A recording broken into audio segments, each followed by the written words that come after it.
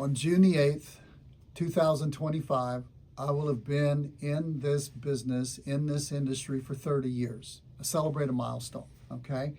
It's a great day because there's so many things, there's so many people we've been able to help, encourage, help them have a great retirement.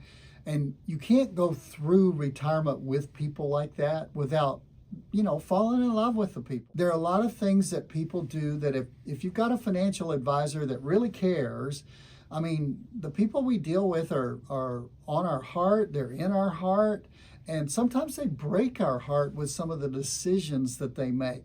I'm going to talk about a few of those today in today's show.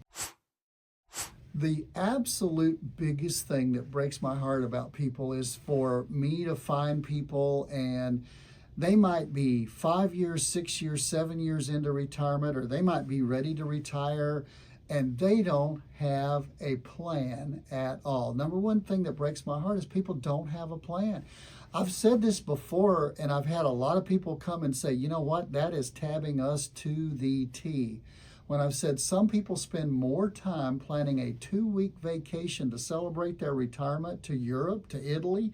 I can give you some spots, by the way, because I love Italy. But they spend more time planning a 2-week vacation to Italy than they do a 2, 3, or sometimes a 4-decade retirement. Breaks my heart.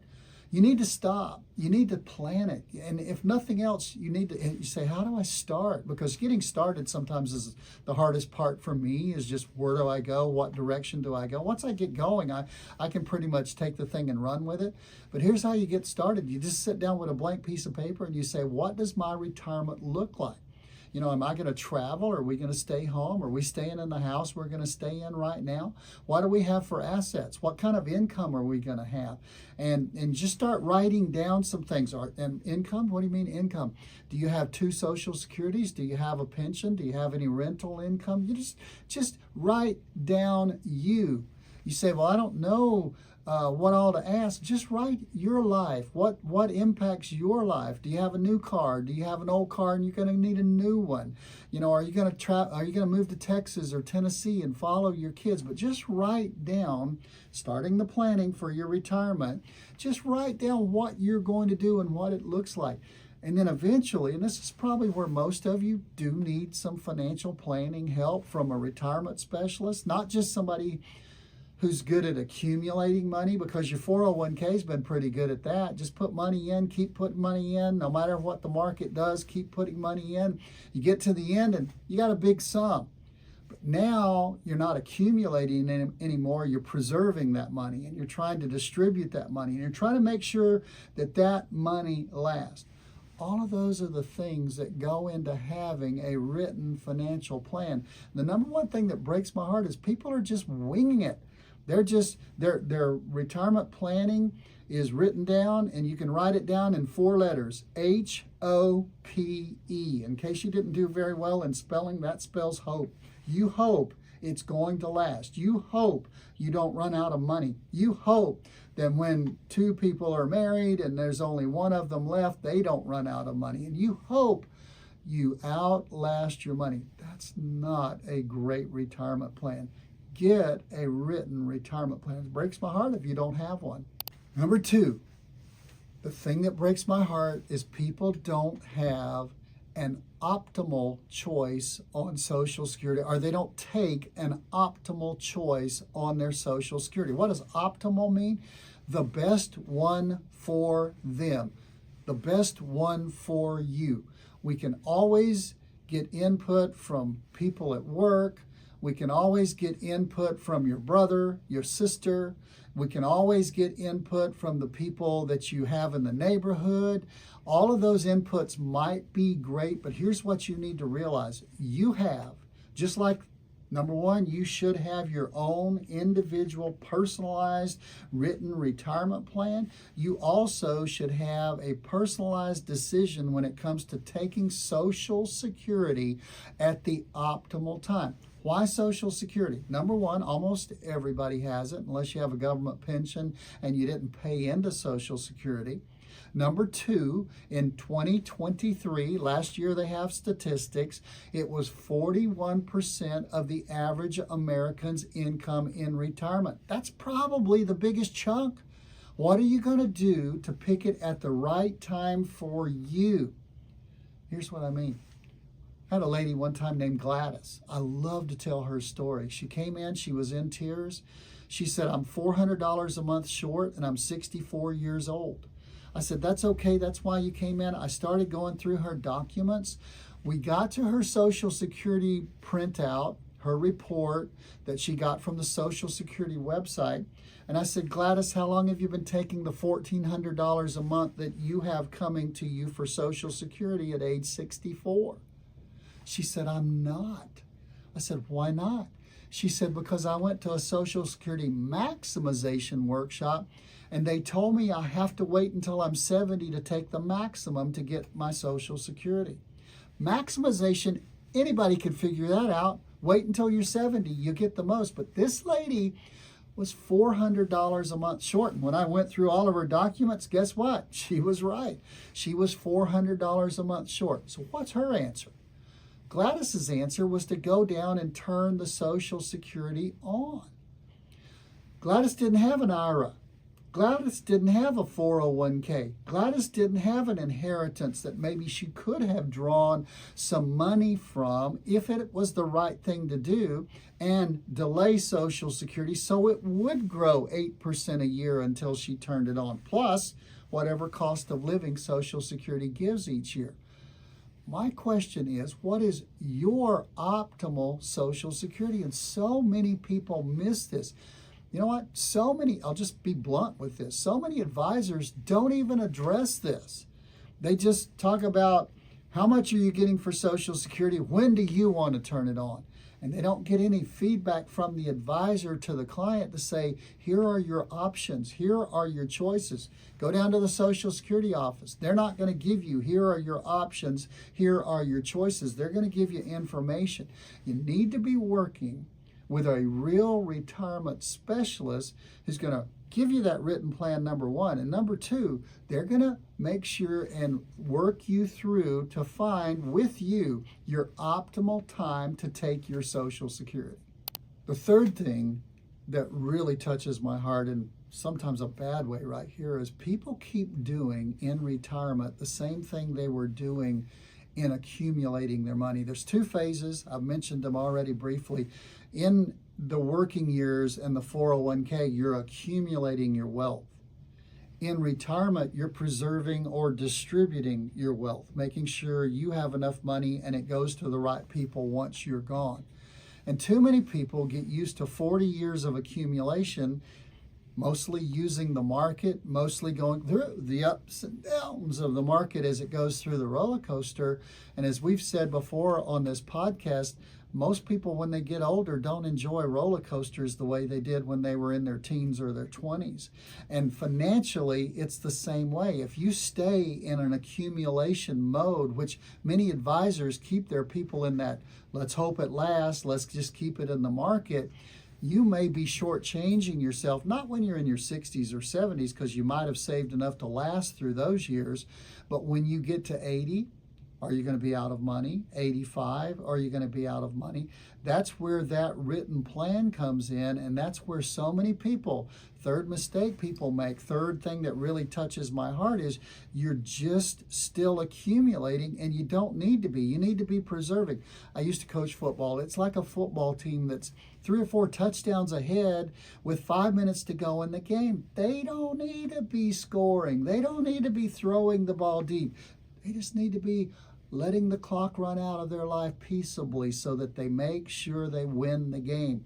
And so many people have won the game. I had a guy named Jim came to me, and he came to me in about 1995 for the first time. And Jim came to me, and he was in that accumulation growth. And if you remember, I said 1995. It's really 1999 when he came to me. It was right after 1995 to 1999. It's known as the dot-com boom, where everything went up like crazy, and everybody was making money in the market. And it was supposed to be great because we've got this new technology called the internet, and money's just going to be growing on trees. Well, Jim stayed in the market, didn't come over to us, didn't take the written plan, didn't make some things secure, didn't move into the preservation stage with at least part of what he had. And Jim went through 2000 to 2002, where the market went down 47.4% during that 3-year span. And he had just retired. And so he recovered a little bit, I found out later. And then from September of 07 until March of 09, he lost again 54.4%. Well, Jim had about $1.6 million in 1999. And he was taking out very little during those next few years. It was about 10 years before I saw him again in 2009. And Jim had not spent, but the market had taken over 80% of what he had in those 2 downturns, and he was still taking out a little. He had gone from 1.6 million to 150,000 in his retirement savings, and he came in and met with me, and he said, you know, Tom, I'm going back to work. I'm going back to work. He was 74 years old at that time. He said, I finally got a job to go back to work. He's an engineer, okay? And so he was going back to work. He finally got a job. He said, I'm not making nearly what I was, but I have to go back to work because he hit that sequence the wrong way in the market where it went down twice over a period of 8 years, and it just killed his hope retirement plan, his accumulation retirement plan, because he didn't build a preservation aspect to it. He didn't build an income flow aspect to it. Really breaks my heart when people, you know, I want you to use your money, not lose your money. It breaks my heart when the market takes away. The market giveth, but the market also taketh away. And it's not always, blessed be the name of the market. Sometimes you have to build a plan to take some of your assets out of the market and secure and ensure part of what you've got saved for retirement. Let me mention one more. Number 4 is taxes. So many people have saved their money. We were told, put your money in a 401k. You won't be in as high a tax bracket when you get to retirement. Tax brackets won't be that high. You won't be spending as much. All these stories we're told. So you just pound that money away in the 401k, and it's good. You don't have to pay tax on it when it goes in. So you got the full amount in there growing. It just grows. There's no tax on it year to year. The only time you pay tax on that is when you start taking the money out. That's retirement. And in retirement, sometimes people are realizing that the biggest thing, in fact, I'm stealing a quote from one of my mentors, 𝗪𝗁, who's known as America's authority on IRAs and 401ks. And he says that taxes are the single biggest factor that'll separate people from their retirement dreams. Because you're sitting there thinking, I've got $1.6 million in my 401k. You don't really have $1.6 million. You've got $1.6 million as a total in there, but part of that belongs to the government. And they make the rules, and they take their piece when you take your piece out of your 401k. You're going to be taxed on your 401k and your IRAs when you start taking money out. And then people say, well, that's when I'll start putting that money into a Roth where I'm never taxed on it again. I'm sorry, that's not legal.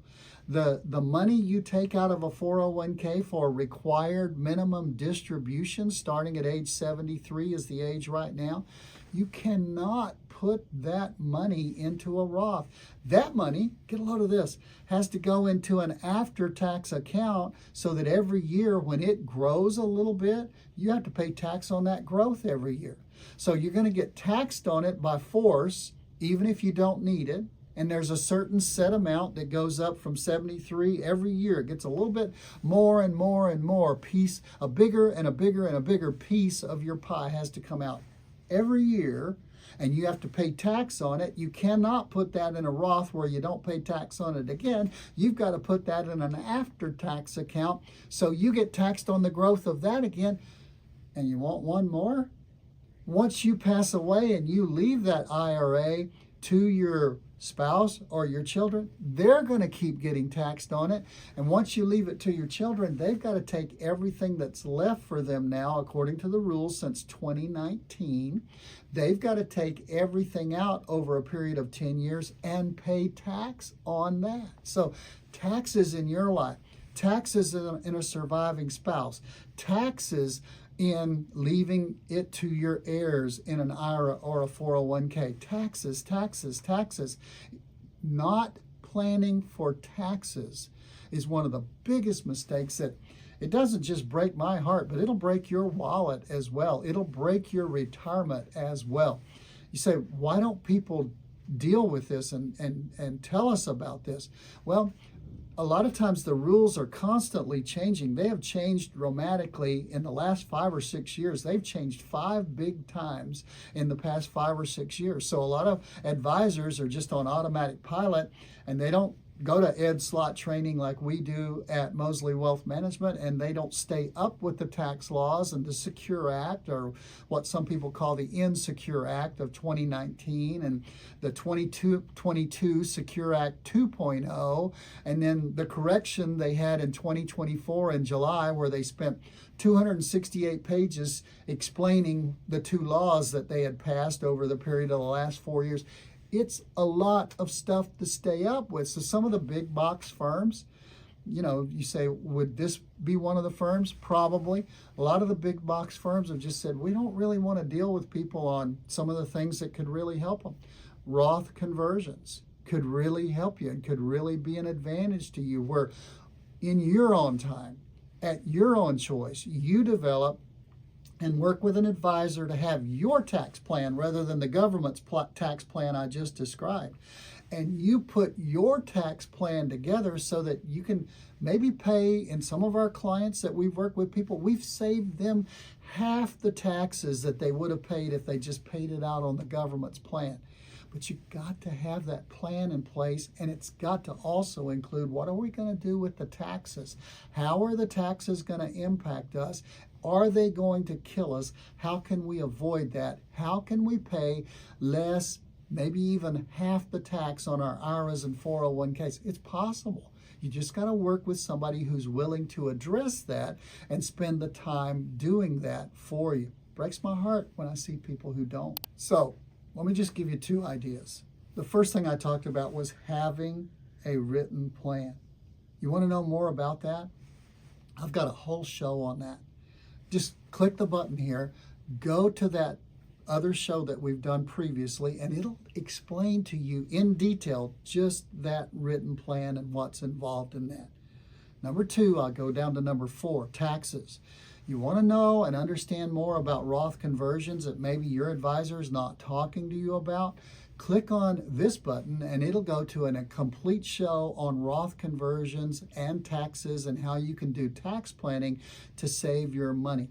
Look, I wanted to say, please don't break my heart anymore. But the reason it breaks my heart is some of these things, if you don't plan for them, it's going to break your heart in retirement. And I don't want to see that if I possibly can.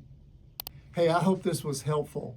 If you want to see more about how we help our clients, go to our website, www.mosleywealthmanagement.com. That's MOSLEY wealthmanagement.com. And be sure to like, share, subscribe to our channel so you'll get reminders every week when we come out with new programs. And if you want more information about what we've talked about today, go here for a more in-depth video. I'm Tom Mosley, founder of Mosley Wealth Management, where I promise you every single week, if you'll give me 8 to 10 minutes, I'll do my best to increase your financial knowledge and help you ease into retirement.